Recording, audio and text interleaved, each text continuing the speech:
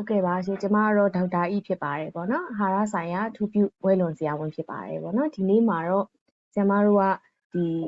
certificate course လေးပေါ့နော်အတူလေးကိုဒီဆရာတို့ဆရာမတို့ရဲ့ဒါမှမဟုတ်ရင်ကျောင်းသားမိဘတွေပေါ့နော်ကျောင်းသားမိဘတွေရဲ့စိတ်ဝင်စားတဲ့လူလေးတက်လို့ရအောင်ဆရာမတို့ကဒီကလေးတွေမှာဘယ်လိုမျိုးအာဟာရလေးကျွေးမလဲပေါ့နော်ကလေးတွေဘယ်လိုမျိုးအရက်တွေဘယ်လိုမျိုးကိုယ်လေးချိန်ရှိရ normal လဲပေါ့နော်ဒါမှမဟုတ်ကလေးတွေဒီရွယ်မှာထွားအောင်ဗာလေးကျွေးရင်ကောင်းမလဲသူတို့ဘယ်လိုလေးလုပ်ပေးရင်ကောင်းမလဲပေါ့နော်ဒါလေးနဲ့ပတ်သက်ပြီးတော့ဆရာမတို့ကဆရာမပြောပြပေးသွားမှာဖြစ်ပါတယ်ပေါ့နော်အဲ့တော့ဒီနေ့ပထမဆုံးဒီ day 1အနေနဲ့ဆရာမတို့ဒီအာဟာရဓာတ်ပေါ့နော် nutrient ဆိုတဲ့အကြောင်းလေးကို overview လေးအရင်ဆုံ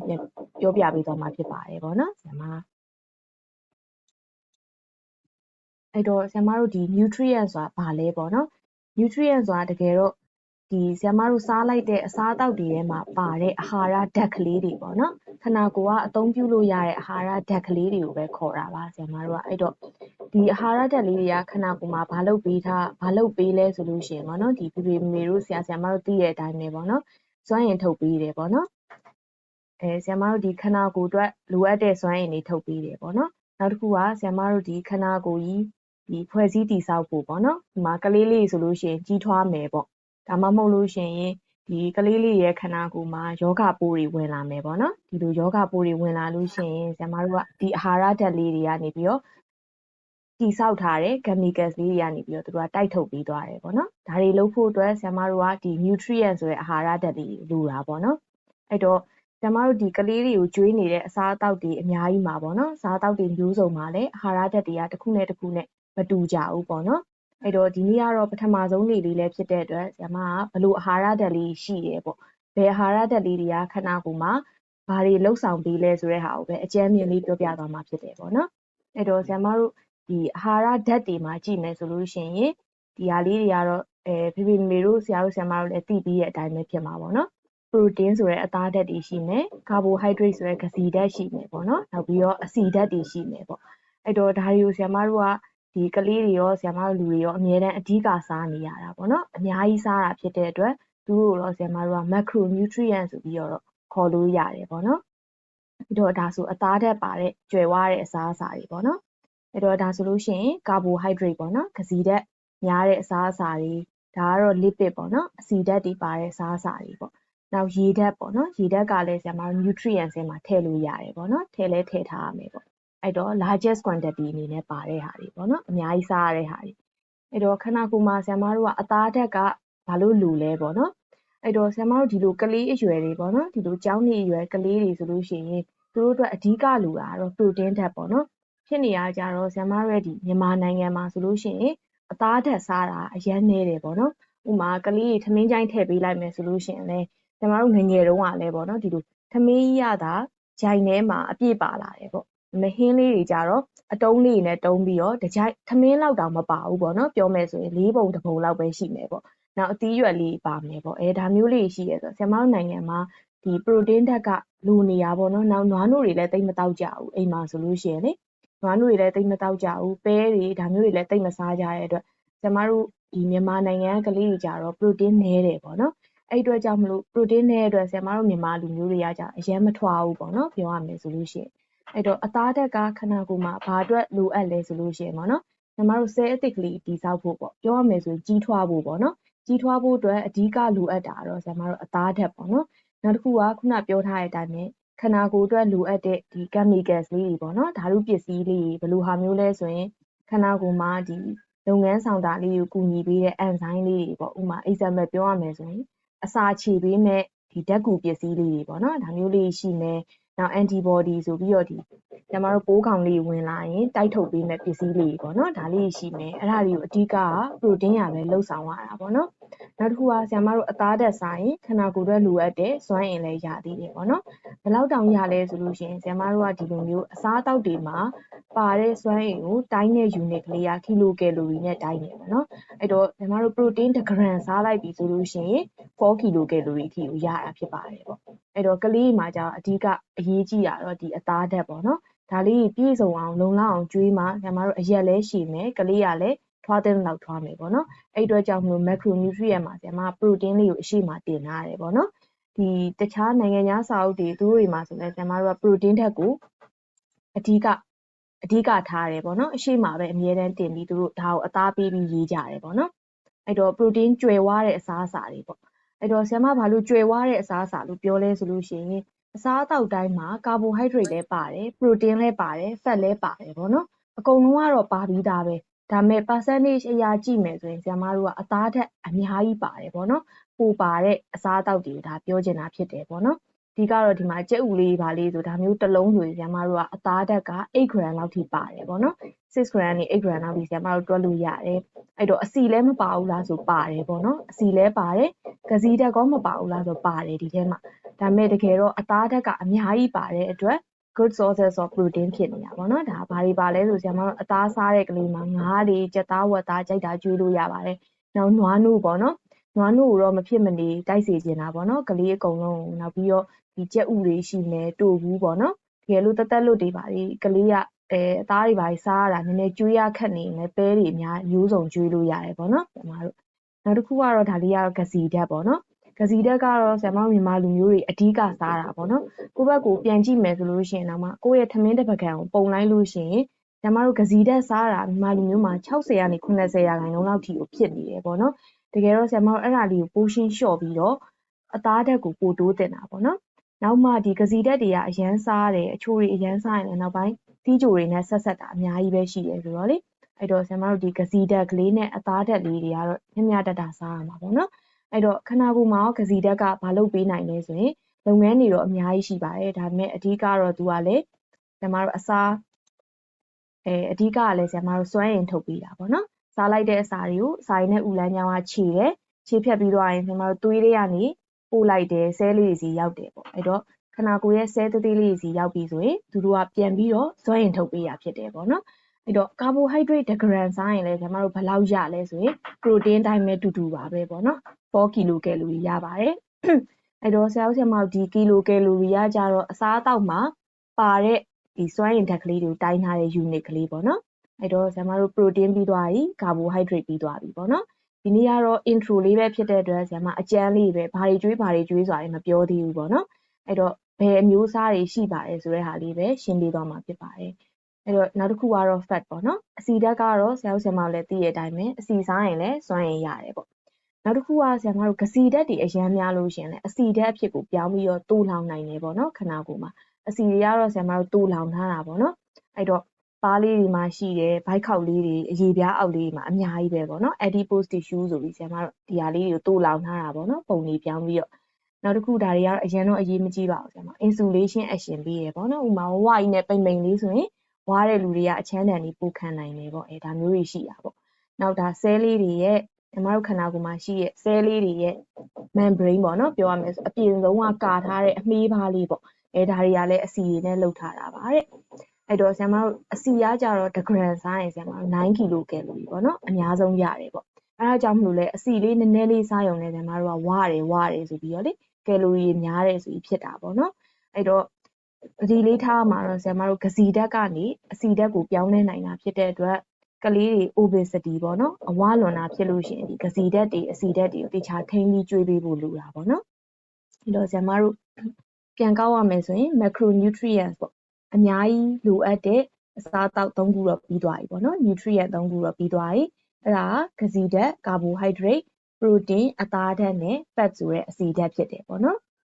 အဲ့တော့ fat ဆိုတဲ့အထဲမှာလဲဆရာမတို့ကခေါင်းစဉ်ကြီးပေါ့နော်ဒါကတော့သူ့ထဲမှာအစီမျိုးစားတွေမှာအများကြီးရှိသေးတာပေါ့ဒါတွေကိုလည်းနောက်ပိုင်းကျရင်ဆရာမအကျန်းလေးတွေပြန်ပြောပြသွားမှာဖြစ်တယ်ပေါ့နော်အဲ့ဒါမှဖေမေတို့ဆရာမတို့ကလေးတွေကိုဘယ်လိုစီမျိုးလေးတွေပို့ပြီးတော့သုံးဆွဲပေးရမလဲတို့ဘာလို့လဲနည်းနည်း knowledge လေးရသွားတာပေါ့နော်အဲ့တော့ဆရာမတို့ဒါတွေကတော့အစီများတဲ့အစားအစာပေါ့နော်ခုနပြောတဲ့အတိုင်းပဲဒီထဲမှာအစီတွေကြီးပဲပါတာမဟုတ်ဘူးပေါ့နော်ဒီထဲမှာ carbohydrate လည်းပါတယ်ကစီဓာတ်လည်းပါတယ်အသားဓာတ်လည်းပါတယ်ပေါ့ဒါပေမဲ့အစီဓာတ်များတဲ့အစားအစာတွေကိုပြောချင်တာဖြစ်ပါတယ်ပေါ့နော်ဒီဟာလေးတွေကတော့ဆရာမတို့ cheese တွေပါမယ်နောက်ထောပတ်တွေအမဲသားပေါ့နော်ဒီဟာဆိုလည်းဒိန်ကျင်လေးဒါဆိုအုံလို့ပေါ့နော်ဒါတွေအကုန်လုံးမှာလည်းအစီဓာတ်ကျွေဝရတယ်ပေါ့နောက်စားသုံးတဲ့စီတွေပေါ့နော်နောက်ကြက်ဥတွေပါတွေမှာဆိုလည်းဆရာမတို့အစီဓာတ်တွေရှိတယ်ပေါ့နော်နောက်တစ်ခုကတော့ထပ်ပြီးပြောချင်တာကတော့ fiber ပေါ့နော် fiber ဆိုတာကတော့အမြင်ဓာတ်ပါတော့ဆရာမတို့အမြင်ဓာတ်ကလည်း ကလေးတွေအတွက်လူရယ်ပေါ့နော်နောက်ပိုင်းမှာကလေးတွေကဝမ်းချုပ်တယ်ဆိုတဲ့ပြဿနာတွေအများစုလာပြကြတယ်ပေါ့နော်ဈေးကန်းတွေပါတယ်သူတို့အစားအသောက်တွေဥမာဖြည့်ဆွက်စာတွေကျွေးပြီးတစ်နှစ်လောက်ရောက်ပြီဆိုကလေးတွေရဲ့ complaint တော်တော်များများဆရာမဝမ်းချုပ်တယ်ဒါမျိုးတွေလာတတ်ကြတယ်ပေါ့နော်အဲ့ချိန်မှာသူစားသုံးတဲ့အစားအစာလေးကြည့်မယ်ဆိုလို့ရှိရင်လည်းဆရာမတို့အမြင်တက်လေးနည်းနေရလေးတွေ့ရတယ်ပေါ့နော်အဲ့တော့အမြင်တက်ကလေးပေါ့အမြင်တက်ကတော့ဆရာမတို့အစာခြေတဲ့လမ်းကြောင်းကိုအကူအညီပေးတာပေါ့နော်အဓိကကသူကခန္ဓာကိုယ်ကြီးကခြေလို့မရဘူးပေါ့မရတော့သူကဘာဖြစ်သွားလဲဆိုအလုံးလိုက်ကြီးအနေနဲ့ဦးနံရံထဲကိုဖြတ်သွားတယ်ပေါ့နော်အဲ့အလုံးကြီးကနေမှတစ်စင်ဆရာမတို့ဒီအလုံးကြီးရှိလို့ရှိရင်ဦးနံရံကမြန်လှုပ်နိုင်တယ်ပေါ့နော်အထဲမှာတော့ဒီ mechanism တွေအလုံးလုံးပုံတွေတော့အများကြီးရှိတာပေါ့နော်ဒါပေမဲ့အဲ့ဒါတွေတော့မပြောတော့ပါဘူးဆရာမပြီးရင်သူကနောက် cholesterol တွေပေါ့နော်ဒီဟာတွေမစုပ်ယူအောင်လည်းတားပေးတယ်ပေါ့အဲ့တော့ဆရာမတို့ကဒီကလေးအရွယ်ဘဝတွေရပေါ့နော်အမြင်တက်တွေကောင်းကောင်းစားနိုင်အောင်ကလေးလေးကိုလေ့ကျင့်ပေးရမယ်ပေါ့အဲ့တော့အဓိကကတော့အသီးအနှံတွေကအဓိကရတာပေါ့နော်အသီးအရွက်အသီးအနှံတွေကအဓိကရတယ်အဲ့တော့ဒါတွေကိုလည်းကလေးတွေကိုအယောင်စုံအောင်ကျွေးပေးရမယ်ပေါ့နော်အဲ့တော့ဘာလို့အယောင်စုံအောင်ကျွေးပေးရမလဲဆိုဆရာမတို့ကဒီအယောင်ထဲမှာပါတဲ့ရောင်ချယ်ပစ္စည်းလေးတွေရှိရပေါ့နော်အဲ့ရောင်ချယ်ပစ္စည်းလေးတွေကလည်း phytochemicals လို့ခေါ်တာပေါ့ဒါတွေကလည်းကလေးလေးတွေမှာဒီခန္ဓာကိုယ်အတွက်ယောဂတွေတိုက်ထုတ်ဖို့တို့တခြားအရေးကြီးတဲ့လုပ်ငန်းတွေအများကြီးပါတယ်ပေါ့နော်အဲ့တော့ကလေးတွေအတွက်ကိုဆရာမတို့ကလည်းဒီအမြင်တက်ကလည်းအယောင်စုံအောင်ကျွေးပေးဖို့လိုတယ်ပေါ့နော်အဲ့တော့အသက်အရွယ်လိုက်ပြီးတော့ကျွေးရမယ့်ပမာဏတွေကတော့တိတ်တော့မတူတတ်ဘူးပေါ့နော်အဲ့တော့ဆရာမတို့ဒီလိုကျောင်းနှစ်အရွယ်လေးစပြီးတော့ကျွေးမယ်ဆိုလို့ရှိရင်ဆရာမတို့ငယ်ငယ်ရလဲဖြည့်ဆွက်စာတွေကျွေးပြီးတာဖြစ်တဲ့အတွက်အရွက်ဆိုလဲ2စွန်းပေါ့နော်ထမင်းစားစုံနဲ့2စွန်းလောက်ဆိုလို့ရှိရင်တော့တော်တော်များအတွက်လုံလောက်တယ်ပေါ့နော်ဒါတွေကတော့နောက်မှဆရာမဘယ်လောက်တွေကျွေးရမလဲဆိုတာအသေးစိတ်ပြောပြပေးတော့မှာဖြစ်ပါတယ်အဲ့တော့ဒီအသီးအနှံအသီးရွက်တွေမစားနိုင်ရောဘာတွေကျွေးလို့ရလဲပေါ့စားနိုင်ရင်တော့အကောင်းဆုံးပေါ့နော်ဆရာမတို့ကဒီတည်းကခုနပြောခဲ့တဲ့ phytochemicals တွေ vitamin တွေယူရမှာဆိုတော့တကယ်လို့နောက်ထပ်အမြင့်များတဲ့အစားအစာတွေကတော့ဆရာမတို့ဆန်လုံးညူပေါ့နော်နောက်တစ်ခုကပေါင်မုံဆိုလဲပေါင်မုံအကျန်းပေါ့နော် whole bread လို့ခေါ်တာပေါ့နော်အဲ့ဂျုံကျန်းပေါင်မုံပေါ့ဒါမျိုးလေးကျွေးလို့လည်းရပါတယ်ပေါ့နော်ဒါမဲ့ဒီအသီးနှံတွေစားသလောက်တော့တခြားဓာတ်သတ္ထုတွေရမှာမဟုတ်ဘူးပေါ့နော်အဲ့တော့ဆရာမတို့ဒီအသီးနှံတွေသီးရွက်တွေစားလို့ရှိရင်အများဆုံးပါတော့ vitamins နဲ့ minerals ပေါ့နော်အဲ့တော့ခုနတုန်းက3ခုပြောခဲ့တဲ့ carbohydrate protein fat ပေါ့နော်ဒီ3ခုကလည်းကျမတို့ကအများကြီးလိုအပ်တဲ့အတွက် macronutrients လို့ခေါ်တာပေါ့ vitamin mineral ကတော့ဆရာတို့သိတဲ့အတိုင်းပဲနည်းနည်းလေးပဲလိုတာပေါ့နော်အဲ့တော့ဆရာမဒီဟာလေးကိုတော့နည်းနည်းလေးအဓိကထားပြီးပြောချင်တာပေါ့နော် vitamin နဲ့ minerals တွေကဆရာမတို့ခန္ဓာကိုယ်အတွက်စွမ်းအင်လုံးဝမပေးဘူးပေါ့နော်အဲ့တော့တော်တော်များကြီးမှားနေတာရှိရပေါ့နော်ဒါကတော့အကုန်လုံးတော့မဆိုလိုပါဘူးပေါ့နော်တချို့ကတော့လည်းအဲ့လိုကလေးနေမကောင်းဖြစ်ပြီဆိုဆရာမတို့ကအစားတွေမကြွေးတော့ဘူးပေါ့ဖေမေတော်တော်များနေဒီလုတ်တက်ကြတယ်ပေါ့နော်ကလေးလေးနေမကောင်းဖြစ်ပြီဆိုဆရာတို့ဆရာမတို့ကလုံးဝအစာတွေဖြတ်ပလိုက်တယ်မစားနဲ့ပေါ့အဲ့ဒါတော့လွန်ခဲ့တဲ့နှစ်တွေများစွာတည်းကဒီအဖိုးပွားပြည်ပြည်တွေကပြောလာတဲ့စကားတွေပေါ့နော်ဆရာမတို့ငယ်ငယ်တုန်းကဆိုလို့ရှိရင်လည်းအဲ့လိုနေမကောင်းလို့ရှိရင်မစားရတော့ဘူးတကယ်နွားနို့လေးတွေနည်းနည်းလောက်ပဲစားရတော့တယ်ပေါ့နော်အဲ့လိုမျိုးတေချာကြီးဂယုစိုက်ပြီးမကြွေးဖြစ်တော့ဘူးပေါ့နော်ဒါမဲ့နေမကောင်းတဲ့ဖြစ်တဲ့အချိန်မှာတော့အိမ်ကဗိုက်တာမင်နဲ့မင်နရယ်အားစေးတွေကတော့တိုက်တယ်တောက်လျှောက်အဲ့တော့ဆရာမတို့အားစေးတွေတိုက်ရုံနဲ့အားစေးတွေကစွမ်းအင်ကိုမရဘူးပေါ့နော်တကယ်တမ်းစွမ်းအင်တွေကခုနပြောတဲ့ဂစီဓာတ်အစီဓာတ်အသားဓာတ်တွေကမှစွမ်းအင်ရတာပေါ့နော်ဒီဗိုက်တာမင်နဲ့မင်နရယ်ကဘာလုပ်ပေးလဲဆိုရင်ခုနတော့ကဂစီဓာတ်တွေအစီဓာတ်တွေအသားဓာတ်တွေပေါ့နော်ဒီကနေပြီးတော့စွမ်းအင်ထုတ်နိုင်အောင်သူတို့ကအကူအညီပေးတာပေါ့သူတို့ကအကူအညီပေးတဲ့ပစ္စည်းပဲပေါ့နော်အဲ့တော့သူတို့ကိုစားနေုံနဲ့အားစေးတွေပဲလှိမ့်တောက်နေုံနဲ့ဆရာမတို့ခန္ဓာကိုယ်အတွက်လိုအပ်တဲ့စွမ်းအင်လုံးဝမပြည့်ဝဘူးပေါ့နော်ရာလည်းမရဘူးအဲ့အတွက်ကြောင့်မလို့ဆရာမတို့ဒီနေမကောင်းဖြစ်တဲ့အချိန်လေးဘာတွေမှာဆိုလဲအားစေးတွေပဲလှိမ့်မတိုက်ဖဲနေပေါ့နော်အစားအစာတွေလည်းကျွေးပေးဖို့လေးဒါလေးပြောချင်တာပါပေါ့နော်အဲ့ဆရာမတို့စီမာပျော်တဲ့ဗိုက်တာမင်တွေရှိရပေါ့နော် ADEK လို့ခေါ်တာပေါ့နော်ဒါတွေကတော့စီမာပျော်တဲ့ဗိုက်တာမင်တွေပေါ့ဒါတွေအကြောင်းလည်းနောက်လက်ချချိန်တွေကြာရင်တော့ဖြည်းဖြည်းချင်းပြောပြပြီးတော့မှာဖြစ်ပါတယ်နောက်ပြီးတော့ဗိုက်တာမင် B complex တွေရှိတယ်ပေါ့နော်ဒီထဲမှာတော့ဆရာတို့လည်းသိတဲ့အတိုင်းပဲပေါ့နော် B1 2 3ဒါတွေရှိမယ်နောက် B6 တွေရှိမယ်နောက်တစ်ခုက folic acid တွေဒါတွေအကုန်လုံးကလည်းနောက် B12 ပေါ့နော်ဒါတွေအကုန်လုံးကလည်းဗိုက်တာမင် B complex ထဲမှာပါတယ်ပေါ့နောက်အခုနောက်ပိုင်းဆိုပြန်ပေါ်လာတဲ့ဗိုက်တာမင် B7 လို့တင်စားလို့ရတယ်ဆရာမတို့ biotin တို့ဒါတွေအကုန်လုံးကလည်း B complex ထဲရပဲပေါ့နော်နောက်ပြီးတော့ဗိုက်တာမင် C တွေရှိတယ်ပေါ့နော်အဲ့တော့ဒါတွေအကုန်လုံးကဆရာမတို့အသီးအနှံတွေအသီးရွက်တွေစားရင်အများကြီးရတာဖြစ်တဲ့အတွက်ကလေးတွေကိုအသီးရွက်တွေပိုကျွေးစေချင်တာပေါ့နော်ပြီးတော့ဒါလေးရှိမယ်ပေါ့နော် fiber ရှိမယ်နောက်ရေပေါ့ရေကတော့ ဒါကြီးကတော့အကုန်လုံးတည်ပြီးသားပဲပေါ့နော်ဆရာမတို့ရဲ့လူခန္ဓာကိုယ်ရဲ့60% 80%ကရေဓာတ်နဲ့ဖွဲ့စည်းထားတာပေါ့နော်နောက်ခန္ဓာကိုယ်ရဲ့လုပ်ငန်းဆောင်တာတွေတော်တော်များလဲဒီဆဲတွေကအရည်လေးတွေမှာဖြစ်တယ်အဲ့အတွက်ကြောင့်မလို့ရေဓာတ်ကတော့မရှိမဖြစ်လို့တာပေါ့နော်အဲ့တော့ကလေးလေးတွေမှာရေတောက်ဖို့လဲတတိပေးနေတာပေါ့နော်ဆရာမတချို့ဆိုအစားစားဖို့ပဲတတိယပေးနေတာဖြစ်တယ်ပေါ့နော်ဘေတို့မေတို့ဆိုကလေးလေးရေတန်မှုဘယ်လောက်လျော့လဲပေါ့ကြောင်းထည့်ပေးလိုက်တဲ့ဘူးလေးဘယ်လောက်လျော့လဲပေါ့အဲ့ဒါမျိုးမကြည့်ဖြစ်ဘူးပေါ့နော်အဲ့တော့ရေမမှုတ်ပါဘူးဆရာမတို့နွားနို့တွေလည်းဒီရေဓာတ်ထဲမှာပဲထည့်တွက်ရမယ်ပေါ့နော်ရေဓာတ်ထဲမှာထည့်တွက်လို့ရတယ်နောက်ဟင်းကြိုရေတွေပေါ့နော်ဒါတွေပေါ့နော်ဒါတွေလည်းရေဓာတ်ထဲမှာထည့်တွက်လို့ရတယ်တိတ်မတိုက်စေချင်တာတော့ဆရာမတို့အချိုရေတွေပေါ့နော်ဒါတွေကတော့နောက်ပိုင်းပါမဲ့ topic လေးမှာဆွေးနွေးပေးသွားမှာဖြစ်ပါတယ်အဲ့တော့ဒီနေ့ကတော့ဆရာမပထမဆုံးနေ့လေးပဲဖြစ်တဲ့အတွက်ကြောင့်မလို့ဒီအစားအသောက်လေးတွေမှာပါတယ် nutrient ဆိုတဲ့အာဟာရဓာတ်လေးအကြောင်းကိုပဲအကျဉ်းပြပြောပြသွားတာဖြစ်ပါတယ်ပေါ့နော်အဲ့တော့ဒါလေးတွေလည်းဒီမေတို့ဆရာတို့ဆရာမတို့တိမှနောက်ပိုင်းဆက်ပြောမယ့်ဟာလေးတွေကဒီဟာတွေအကုန်လုံးကိုနင်းပြီးပြောသွားမှာဖြစ်တဲ့အတွက်ပထမဆုံး intro အနေနဲ့ဒီ lecture လေးကိုထည့်ထားတာပါအဲ့တော့ဆရာမပြန်ပြီးတော့ခြုံပေးရမယ်ဆိုရင်အာဟာရဓာတ်ဆိုတာခန္ဓာကိုယ်မှာအစားအသောက်တွေကနေရတဲ့ဓာတ်တွေပေါ့နော်အာဟာရဓာတ်တွေကနေဆရာမတို့စွမ်းရည်နေရတယ်နောက်ပြီးတော့ခန္ဓာကိုယ်အတွက်လိုအပ်တဲ့ပစ္စည်းလေးတိစောက်တဲ့နေရာမှာအရေးပါတယ်ပေါ့နော်အဲ့တော့အစားအသောက်တွေအများကြီးစားရင် nutrient တွေမျိုးစုံရတယ်ပေါ့နော်မေးအရေးကြီးတာကတော့ largest quantity အနေနဲ့စားတယ်အများကြီးစားတယ်ဆရာမတို့ကစီဓာတ်အစီဓာတ်အသားဓာတ်ပေါ့နော်အဲ့တော့အသားဓာတ်ဆိုတာဆဲသစ်လေးတိစောက်တယ် chemical လေးတိစောက်တယ်စွမ်းရည်ထုတ်တယ်ပေါ့နော်တစ်ဂရမ်စားရင်4 kcal ရတယ်ပေါ့ကဲလို့တချို့မေဖေဖေတွေဆိုလို့ရှိရင်အခုကလေးလေးတွေကိုအလိုထမင်းညိုက်ထည့်ပြီးကယ်လိုရီလေးတွေပါတွက်တက်ကြတယ်ပေါ့နော်တချို့ဆိုအလို website တွေကရှာပြီးတွက်တဲ့လူတွေရှိတယ်ပေါ့အဲ့လိုမျိုးဆိုလဲဒီຢာလေးတွေကဒါမှတ်ထားရမှာပေါ့နော်ဆရာမ protein တစ်ဂရမ်ဆိုရင်4 kcal ရတယ်ပေါ့နော်အဲ့တော့ protein ကျွဲဝတဲ့အစားအစာတွေအများကြီးရှိတယ်ကစီဓာတ်ကျွဲဝတဲ့အစားအစာတွေအဓိကတော့ကြီးထွားဖို့အတွက်က protein လိုတာပေါ့နော်ကစီဓာတ်ကတော့ဆရာမစွမ်းရည်မဲ့ထုတ်ပြီးရခုနပြောတစ်ဂရမ်4 kcal ရတယ်နောက် fat ကကြတော့အများဆုံးရတာပေါ့နော်တစ်ဂရမ်9ရတယ်ပေါ့နော်အဲ့တော့ fat ကလည်းခန္ဓာကိုယ်အတွက်လိုအပ်တဲ့အထဲမှာပါတယ်သူလည်းအလုပ်တွေအများကြီးလုပ်ပြီးတယ်ပေါ့နော်ပြီးတော့ကစီဓာတ်တွေကပိုရှန်ရင်လည်းခန္ဓာကိုယ်မှာအဆီဓာတ်အဖြစ်ကိုပြောင်းပြီးတော့အရေပြားအောက်တွေမှာ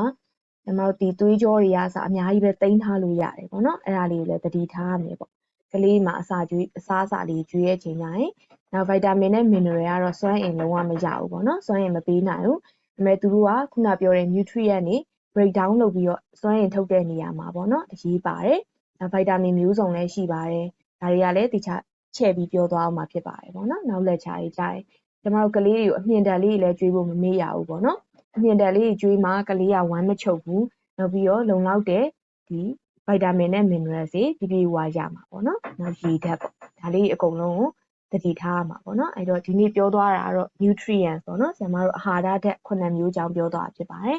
အဲ့တော့တချို့စာအုပ်တွေကတော့ဆရာမတို့ကရေကို nutrient ထဲမှာမထည့်ဘူးပေါ့နော်ဒါပေမဲ့တချို့စာအုပ်တွေကလည်း nutrient ထဲမှာ water ကိုပါထည့်ပြီးတော့ရေးကြတယ်ပေါ့နော်အမျိုးမျိုးတော့ဒါလေးတော့တစ်ချက်ကွဲနေတာပေါ့နော်ဆရာမဟုတ်ကဲ့ပါအဲ့တော့